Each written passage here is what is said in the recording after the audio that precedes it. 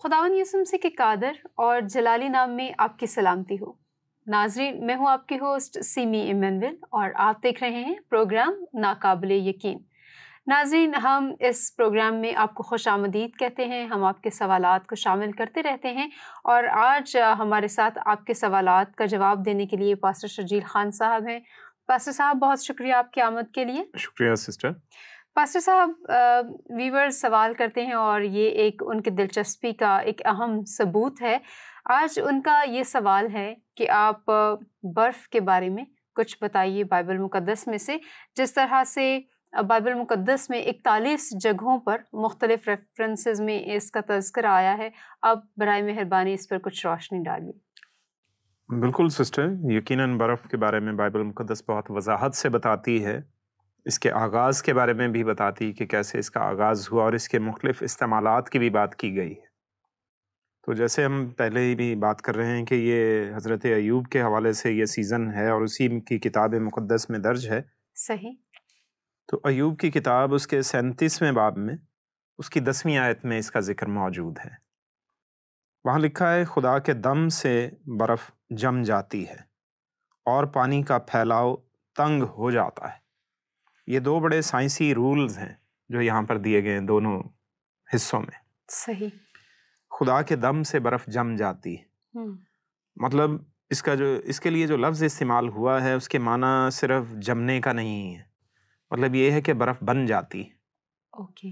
मतलब बर्फ़ का आगाज़ कहाँ से होता है? खुदा के दम से। ठीक। खुदा कहता है, ठीक है, तो उसकी वजह से बर्फ़ बन जाती। तो अब ये खुदा ने कायनात खल्क की, पैदाइश की किताब में उसका ज़िक्र मौजूद है, सब कुछ है उसके बारे में। तो लिखा है कि हर जगह पानी ही पानी था, ऊपर भी पानी था, नीचे भी पानी था। तो उसने ऊपर के पानी को नीचे के पानी से जुदा किया।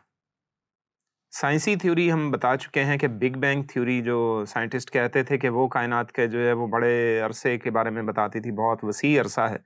तो लेकिन अब साइंटिस्ट इस बात को जान रहे और बता रहे हैं कि बिग बैंग के मुताबिक भी अगर देखा जाए तो कायनात इतनी पुरानी नहीं है। सही। और जब मैं इसको बर्फ की तरफ ला रहा हूँ, यानी कि पानी भी ऊपर भी था और नीचे भी पानी था। फिर खुदा ने उसे जुदा किया, दरमियान में आसमान रख दिया, फिजा रख दी, ओके, या फर्मामेंट रख दिया। ठीक है, आसमान उसको भी कहा जाता है, हमारी फिजा भी इसी का हिस्सा है। ये आसमान का पहला हिस्सा या पहला दर्जा है। ठीक है। अब उसके बाद ऊपर पानी मौजूद है। इस चीज का सबूत कैसे मिला? इस चीज का सबूत कैसे मिलता है? तो फिर तूफान नूह के वक्त वो क्लाउड बस्ट हुए और वो क्या हुआ कि वो तूफान में पानी वो नीचे आ गया, बहुत सा पानी नीचे आ गया, लेकिन तमाम का तमाम नहीं। ठीक। क्योंकि जब प्लैनेट्स पर गए, मुख्तलिफ प्लैनेट्स पर जो है वो उनकी स्टडी की गई। प्लैनेट्स पर तो सब पर नहीं गए, लेकिन जब उनके जो है वो रिसर्चर्स या उनके जो इक्विपमेंट्स वो गए, आलात वहां पहुंचे, तो उन्होंने जो कुछ स्टडी किया तो बहुत से प्लैनेट्स पर बर्फ जमी हुई है। सैटर्न, ठीक है, सैयारा ज़ोहल, उसका जो है उसका एक रिंग है जो उसके इर्द गिर्द घूम रहा है। सही। तो उस रिंग में डस्ट हैं, पहाड़ हैं या पत्थर हैं, तो साथ में बर्फ भी बहुत सी है। सही। ठीक है, तो जिससे पता चलता है कि ऊपर पानी मौजूद था। सही। और आहिस्ता आहिस्ता वो जमा दिया गया या जम गया, तो बर्फ ऊपर मौजूद है। ठीक। तो ये साइंसी इसका पहलू है इस एतबार से। और फिर नीचे भी जब हम जमीन पर आते हैं तो जमीन पर भी पानी जो था वो तूदे की तरह जमना शुरू हो गया, ग्लेशियर्स बनना शुरू हो गए। पानी जो तूफान की सूरत में आया, तूफान नूह की सूरत में, वो सारे का सारा ऊपर इवेपोरेट नहीं हो सकता, बहुत ज्यादा पानी है, बहुत ज्यादा था। ठीक है। इस वजह से समुद्रों का लेवल बढ़ गया। दुरुस्त। पहले समुद्रों का लेवल जो कायनात के आगाज में जब जमीन बनाएगी तो उस वक्त समुद्रों का लेवल बहुत कम था, और जब तूफान नूह आया तो फिर बहुत सा पानी बह के उसमें चला गया, तो उससे समुद्रों का लेवल बहुत हाई हो गया। ठीक। उनमें गहराइयां बनना शुरू हो गई, उसमें समुद्र के अंदर खाइयां बनना शुरू हो गई, तो उसमें और ज्यादा जो है वो पानी उनके अंदर समा गया। लेकिन फिर उसके साथ ही वो पानी को उसने क्या किया, उसने पीछे धकेला भी। वो साइडों पे जमीन जो है वो क्योंकि है गोल है, तो बहुत सा पानी बह के किनारों की तरफ चला गया। जो इसके पोल्स पर जाकर जम गया है। ठीक है। जमीन के दोनों कुतबैन पर, जनूबी और शुमाली, साउथ और नॉर्थ पोल पर जाकर पानी जमना शुरू हो गया, जो ग्लेशियर्स की फॉर्म में आ गया। ठीक। पहाड़ के पहाड़ जमना शुरू हो गए। सही। तो ये वो बहुत सा पानी था जो उधर जाके जम गया है। तो इस चीज को खुदा ने जमा दिया है ताकि वो बह के फिर तूफान ना बन जाए, जमीन पर सैलाब ना आ जाए। सही। ठीक है। और अब जो है वो ये कहा जा रहा है कि ग्लोबल वार्मिंग की वजह से, ये कुछ साइंटिस्ट कहते हैं, लेकिन जो है वो मॉडर्न रिसर्च में उनके बारे में बताता हूँ अभी, कि पहले ये था कि जी काफ़ी जो है ग्लोबल वार्मिंग हो गई है, तो उससे ग्लेशियर्स पिघल रहे हैं, तो पानी का लेवल मज़ीद बढ़ रहा है। एक्चुअली ऐसा नहीं। अब ग्लोबल वार्मिंग अब नहीं हो रही। अच्छा। अब ग्लोबल कूलिंग हो रही है इस टाइम। सही। हम 21वीं सदी में हैं, इस वक्त ग्लोबल कूलिंग हो रही है, ना कि ग्लोबल वार्मिंग। सही। अब जमीन का टेम्परेचर बढ़ नहीं रहा, उल्टा कम हो रहा है। ठीक है। और पानी जम रहा है, जिसकी वजह से मजीद नुकसान होगा। ठीक है। ये जो है वो इसके आफ्टर इफेक्ट्स हैं या कॉन्सिक्वेंसेस हैं। तो बहरहाल, तो वो पानी जो था वो एक्स्ट्रा ऊपर जाकर जम गया पोल्स में, जिसमें एक अंटार्कटिका है, अंटार्कटिक या आर्कटिक जो है वो ओशंस या इस तरह के सारे हमारे बड़े आज़म बन गए। अब इनमें ये बर्फ़ जो जम चुकी है, इसके बारे में बाइबल मुक़द्दस क्या कहती है, या किस तरह से इसको लेती है, या इसके बारे में क्या बयानात देती है, इसके बारे में जैसे इंस्टेंसेस आपने कहा कि 41 बार हैं, तो वाकई ऐसे है। खुदा ने इसको मुख्तलिफ तरीक़ों से इस्तेमाल किया है। सबसे पहली बात तो ये है कि बर्फ़ को खुदा इस्तेमाल करता है लोगों को सज़ा देने, यानी उनकी अदालत करने के लिए। सही। जब बर्फ़ के ओले गिरते हैं तो वो ओले बर्फ़ ही है, प्योर और खालिस बर्फ़ है। ठीक। और खुरूज की किताब के 9वें बाब में वहाँ पर मिस्र की गुलामी में है बनी इस्राएल कौम, और वहाँ पर सबसे पहली बार क्या है, बर्फ़ के ओले गिरते हैं। सही। दुनिया में सबसे पहली बार जो है बर्फ़ के ओले वहाँ पर गिर रहे हैं। सही। बिब्लिकल रिकॉर्ड्स के मुताबिक भी। ठीक है। और जो तारीखी जो रिकॉर्ड्स हैं उनके मुताबिक भी यही बात साबित होती है। सही। तो वहाँ पर बर्फ़ के ओले गिरे हैं और लोग वहाँ पर मरे हैं बर्फ़ के ओलों से। और उसके साथ ये भी लिखा है कि खुदा ने उस बर्फ़ के साथ जो है वो आग भी बरसाई। तो ये पास सब थोड़ा अजीब है। बिल्कुल, जो है वो कॉम्बिनेशन। हाँ जी, एग्जैक्टली। जी। अब उसमें जो है वो साइंटिफिकली इसको बड़ी आसानी से साबित किया जा सकता है। जनरली पानी और आग का कोई मेल नहीं। जी। ठीक है। पानी खौलता हुआ भी हो, सही है, तो आग को बुझाने के लिए काफी है। जी। लेकिन जब आप पानी के साथ सोडियम, एक मेटल है सोडियम, ठीक है, जिससे आपका सोडियम क्लोराइड यानी नमक बनता है, दुरुस्त। तो अगर वो मेटल पानी में शामिल कर दी जाए तो पानी को ही आग लग जाती है। ओके। ठीक है। सही। लेकिन बर्फ को आग नहीं लगती सोडियम से। सही। उसके लिए पोटेशियम चाहिए। ठीक। पोटेशियम जिसका सिंबल के है, केलियम उसको लैटिन में कहते हैं, तो वो केलियम या पोटेशियम जब उसको बर्फ के साथ शामिल किया जाए तो बर्फ को आग लग जाती है। सही। तो खुदा ताला ने बर्फ के औलों के साथ ऊपर से पोटेशियम भी बरसाया। सही। तो एक खास स्पीड से जब वो नीचे जमीन तक पहुंचा तो उसको फौरन आग नहीं लगती, यानी उसको चंद सेकंड जरूर लगते हैं। सही। ताकि वो बर्फ को वो गर्म कर सके, या खुद वो बर्फ के पानी से गीला हो तो फिर वो रिएक्शन शुरू करता है और आग लगना शुरू हो जाती है। सही। तो वो इतने सेकंड में क्या हुआ कि वो नीचे आकर उसने जमीन पर आग लगाना शुरू कर दी। जब जमीन पर टकराया तो फिर आग लग चुकी थी। सही। लेकिन थे बर्फ के गोले। सही। थे वो औले। तो उस वजह से वो बर्फ जो थी वहां पर लोगों की अदालत कर रही है। यानी ये खुदा, जैसे एक लफ्ज बोला गया कि वो अजीब है, तो यकीनन खुदा ताला ही अजीब है। अजीब बुरे माना में हरगिज नहीं मैं कह रहा, इसके माना है कि वो अनोखा है, मुनफरिद है। बिल्कुल सही। यानी इंसानी अक्ल व फहम से, इंसानी बहर से बिल्कुल बाहर है, इसलिए वो ऐसे काम कर सकता है जो इंसानी सोच से बिल्कुल परे हो। सही। ये मौजज़ाना कुदरत है जो इंसान में नहीं है। तो वो इस तरह से भी काम कर सकता है, लेकिन वो ऐसे काम करते हुए भी वो साइंसी उसूलों को मद्देनजर रखता है जो उसने खुद वज़ा किए हैं, ताकि इंसान उनको बाद में किसी भी वक्त किसी भी तरह से समझ पाए। सही। और इस चीज़ से खुदा की कुदरत का सबूत मिलता है जो बाइबल मुकद्दस में है। यानी बाइबल मुकद्दस की सदाकत इस बात से मज़ीद साबित होती है। हालांकि इसको किसी की ज़रूरत नहीं कि कोई इसको साबित करे, ये खुद चीज़ों को साबित करती है या उनकी सदाकत की बुनियाद है। तो ये साइंसी इस उसूल की भी बुनियाद थी कि वहाँ पर पोटेशियम मौजूद थी, इसलिए पानी को आग लग गई या बर्फ़ को आग लग गई। ठीक है, तो ये वहाँ पर ये वाक़या होता है। तो सैमुअल नबी खुदा का बंदा है जिन्होंने हज़रत दाऊद को मसा किया खुदा के हुक्म से कि वो इस्राएल का बादशाह हो। वो अपनी किताब जब दूसरी किताब लिखते हैं तो वहाँ 22वें बाब में कुछ खुदा के बारे में लिखते हैं। तो खुदा की ज़ात के बारे में बड़ा खूबसूरत जो है वो हवाला है, वो हम पढ़ लें तो बड़ा अच्छा रहेगा। जी ज़रूर। तो दूसरा सैमुअल उसका 22वां बाब और उसकी 29वीं आयत, तो उसमें वो एक्चुअली लिखता है कि खुदावंद तू मेरा चिराग है और तू मेरे अंधेरे को उजाला कर देगा। और इसके बाद जो है वो मज़ीद आगे बढ़ते हुए लिखता है कि बर्फ़ के औले और आग उसके आगे आगे चलती। सही। तो खुदा की ज़ात के बारे में, यानी खुदा ही बर्फ़ को बनाने वाला है। बर्फ़ की फिर आगे बहुत सी इकसाम है।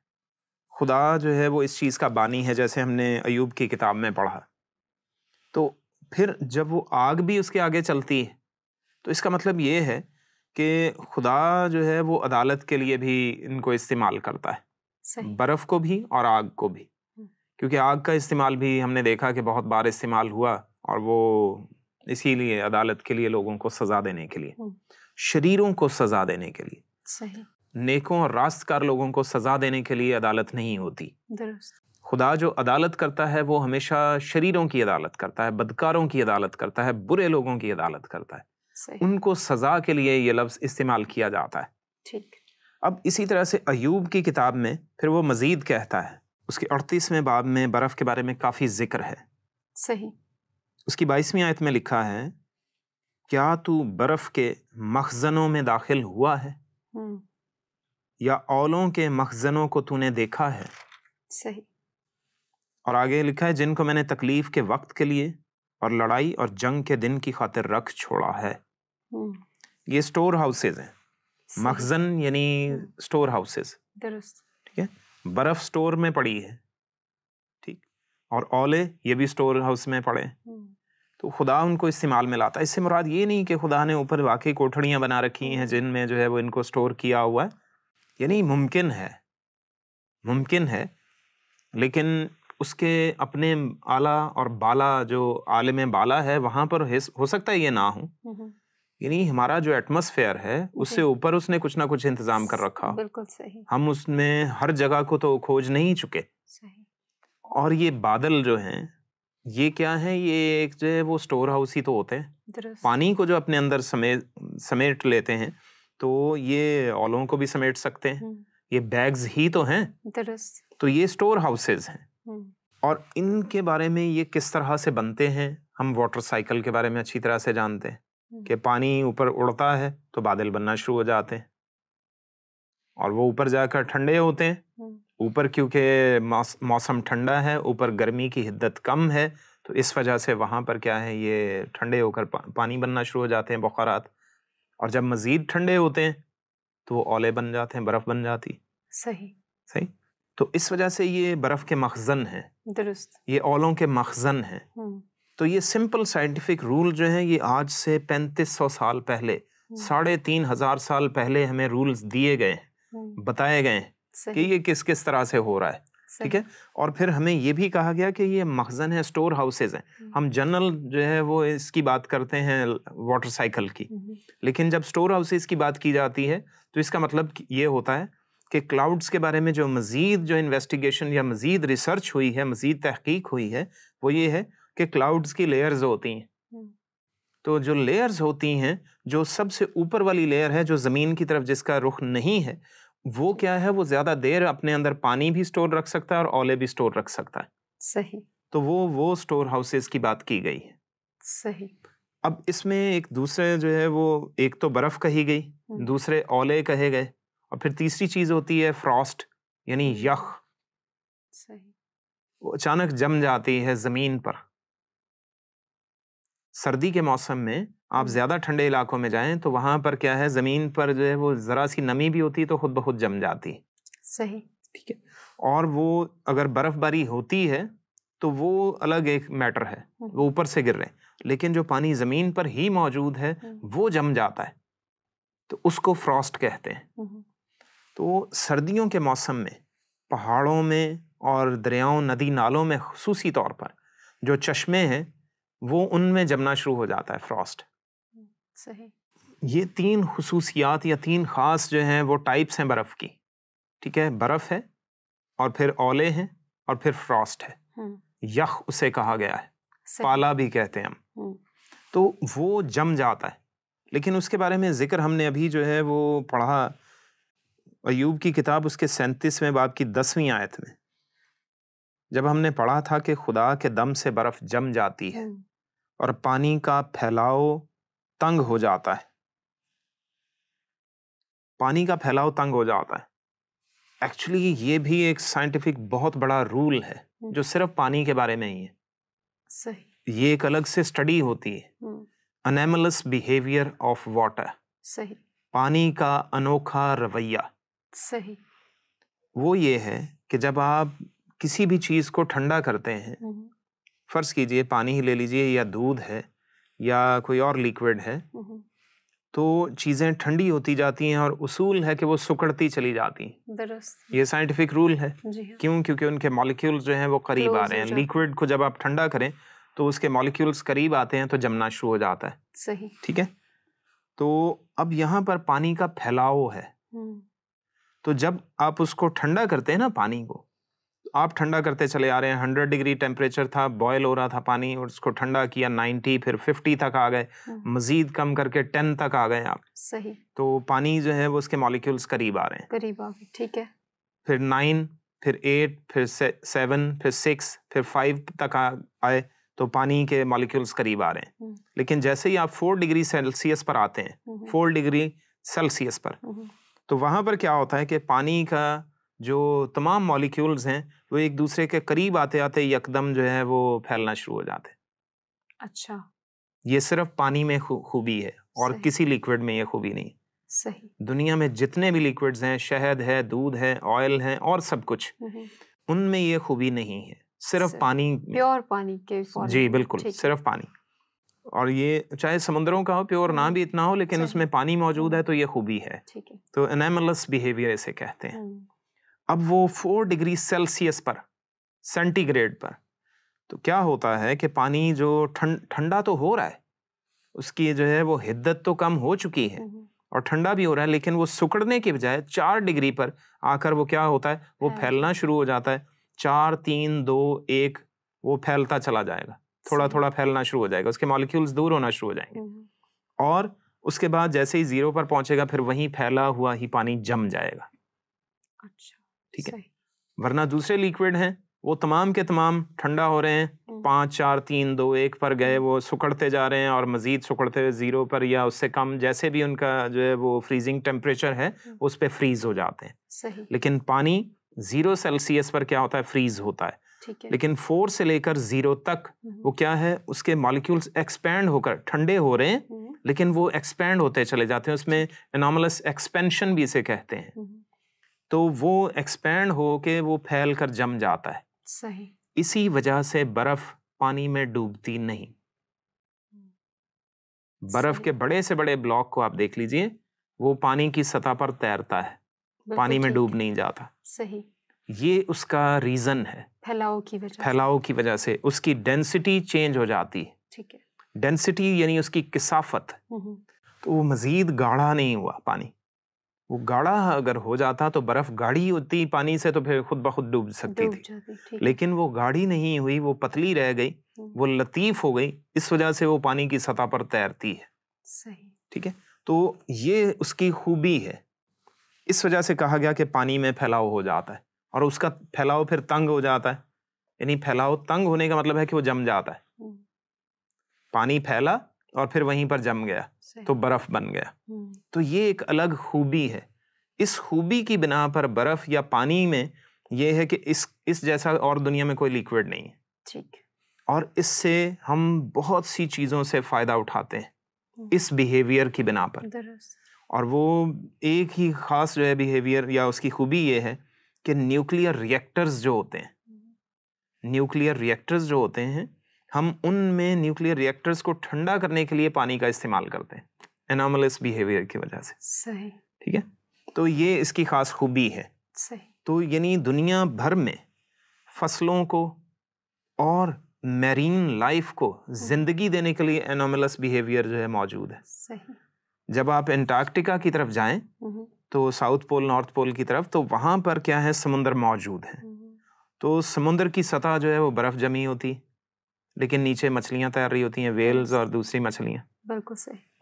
वजह यही होती है कि ऊपर की सतह टेम्परेचर, बाहर का टेम्परेचर ठंडा होने पर वो ठंडा होता गया और आहिस्ता आहिस्ता 4 और 0 तक आकर वो जम गया, लेकिन ऊपर शीट फैल गई बर्फ की। सही। अब बर्फ की खूबी ये है, अब बर्फ की खूबियों की तरफ आते हैं हम। सही। अब बर्फ की खूबी ये है कि वो अंदर की गर्मी को बाहर नहीं आने देती और बाहर की ठंडक को अंदर नहीं जाने देती। जबरदस्त। इस वजह से ये होता है कि अंदर नीचे का समुद्र जो है वो वैसे का वैसे ही पानी रहता है और उसका टेम्परेचर 4 डिग्री पर ही रहता है। और जो आबी जानदार उस 4 डिग्री सेल्सियस में जिंदा रह सकते हैं वो आसानी से तैरते फिरते हैं। सही। तो ये सिलसिला जो है ये खुदा का निज़ाम है।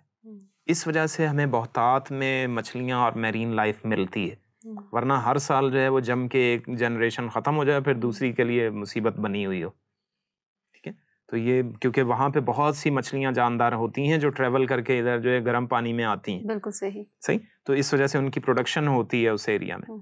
तो वो अगर वो ना हो वो तो सब जम जाएंगे, बिल्कुल सही। पूरे का पूरा समुद्र ही तोदा बन जाएगा। लेकिन ऐसा नहीं होता। तो खुदा ने ये निज़ाम रखा है, खुद रखा है, और ये साइंटिफिक बिहेवियर यहाँ पर पहले से बता दिया गया। ठीक है, और ये पहले से रूल हमें दे दिए गए। और यही वजह है कि हमारे जो थर्मास फ्लास्क होते हैं वो क्या है, वो सरवाइव करते हैं। सही। और इसका नुकसान भी होता है। जब ठंडे ममालिक में जो पानी के पाइप होते हैं, तो जब वहाँ पे बर्फबारी का मौसम आता है, बर्फबारी का सीजन होता है, तो 0 से नीचे भी टेम्परेचर चला जाता है। तो वहाँ पर ये होगा कि पानी के पाइप्स में पानी 4 डिग्री सेल्सियस पर आकर, पहले अगर 1 इंची का पाइप है, 2 इंची का पाइप है, तो पानी उतनी ही जगह में फैलना शुरू हो जाएगा 4 डिग्री पर आकर। सही। पहले तो नहीं फैलता था, लेकिन अब वो जैसे ही फैलेगा तो आखिरकार उसको 4 से लेकर 0 तक जाते जाते प्रेशर लगाना है, उसको फैलना है। बिल्कुल ठीक।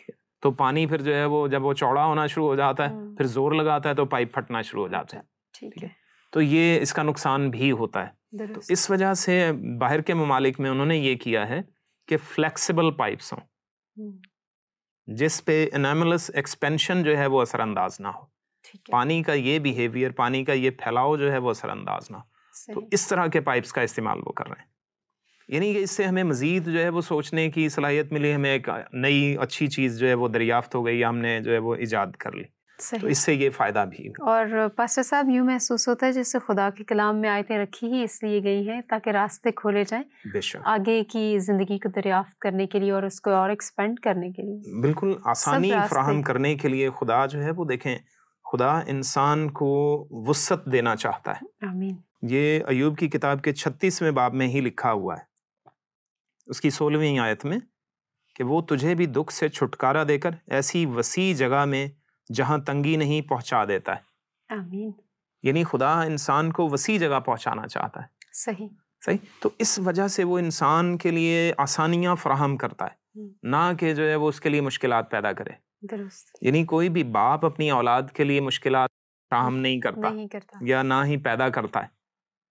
तो ये तो जिस्मानी बाप है ना, यानी अगर बच्चा अंडा मांगेगा तो उसे बिच्छू तो नहीं देगा ना, नहीं देगा। अगर मछली मांगेगा सांप भी नहीं देगा।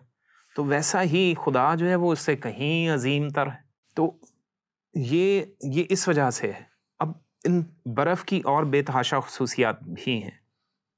बर्फ जो है, यानी इसकी चंद एक बातें भी जो है वो मैं सिर्फ बताऊंगा, क्योंकि जाहिर सी बात है इसमें काफ़ी टाइम सर्फ होगा। सही। यानी ज़ख्म लगे हों तो हमें जो है वो अगर कट लग जाए खुदा न खास्ता किसी को, तो उस पे जो है वो कोशिश कीजिए कि आप सबसे पहले बर्फ़ लगाएं। सही, खून रुक जाए। जी। किसी को ठोकर लगे, सही, तो उससे जैसे नील पड़ जाते हैं तो वहां पे बर्फ लगाई जाए। सही। क्योंकि नील का मतलब होता है कि अंदर जो है स्किन के नीचे जो है वो गोश्त फट गया है, अंदर जख्म हुआ है। सही। सही। तो जहां पर ऐसे हो, जैसे पाँव के नीचे या हाथ में ये गोश्त वोश्त फट जाते हैं, तो उस पे बर्फ लगाई जाए। सही। तो जो काम हफ्तों का है वो जल्द अज जल्द हो जाएगा। सही। बगैर किसी दवाई के, बगैर किसी मेडिसिन के आप बर्फ का इस्तेमाल करें, आइसिंग करें, तो उससे जल्द अज जल्द ठीक होंगे। कोई खुदा न खास्ता कोई गिरा है सर के बल तो उस पर चोट आई है, गोमड़ वोमड़ बना है, तो वहां पे भी हल्की हल्की बर्फ लगाएं, उससे भी फायदा होता है। आंख में कोई आशोब आने का जो है वो अंदेशा फील कर रहे हैं या कोई चीज जो है वो महसूस कर रहे हैं, तो गर्मियों में ठंडा पानी डालें।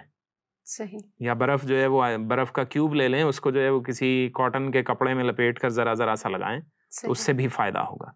तो बहुत ज्यादा क्रिकेट खेलने वाले लोग हैं, वो धूप में खेलते हैं, आप देखते हैं खिलाड़ियों को खेल रहे होते हैं तो फिर वो बर्फ के जो है वो उनके पास जो है वो होते हैं बैग्स होते हैं, तो वो अपने गर्दन के पीछे लगाते हैं। सही। तो उससे भी बॉडी टेम्परेचर और ब्लड प्रेशर नॉर्मल रहता है।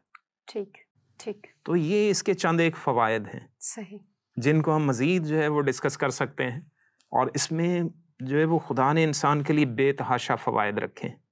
सही। अगर किसी शख्स को जैसे यानी मुंह में छाले पड़ जाते हैं, या उसके जो है वो ज़ुबान जल गई है किसी भी तरह से, या बच्चे अक्सर गर्म चीज़ पी लेते हैं तो चाय पीते हुए या कुछ भी, तो वहाँ पर थोड़ी देर के लिए बर्फ़ लगाइए, बर्फ़ का क्यूब लगाइए, तो उससे बहुत जल्दी हीलिंग हो जाती। तो ये खुदा ताला के वो तमाम निज़ाम है जो चंद एक हैं, ये कुछ मेडिकल इसके जो है वो एडवांटेजेस थे या मेडिकल साइंस से जो है वो बात थी रिलेटेड, तो जो मैंने बात की। तो खुदा जो है वो इन सारी चीज़ों का खालिक है। खुदा ही हिकमत बनाने वाला है, दानाई को हम में उजागर करने वाला है। तो उस पर भरोसा करना चाहिए, उस पर तवक्कुल करना चाहिए, और उससे मांगते रहना चाहिए कि हम पर वो बातें भी जाहिर फरमा जो हमें इल्म नहीं है, जो हमारे फ़ायदे की हैं, जो तेरे कलाम में हैं लेकिन हमें पता ही नहीं, साइंसी हो या रियाजी की हो या जैसी भी हो, वो सब उससे मांगें, पूछे तो सही। दरअसल हम पूछते नहीं, दरअसल हम उससे मांगते नहीं, इसीलिए हमें मिलता नहीं। तो ये सबब है, तो ये प्रॉब्लम है। और उसने कहा मांगो तो तुमको दिया जाएगा। तो खुदा से मांग के देखिए, वो एक बाप की तरह सब कुछ देने को तैयार है। जब उसने अपना इकलौता बेटा जो है वो दरेग नहीं किया, तो फिर ये चीज़ें तो कोई माना नहीं रखती उसके लिए।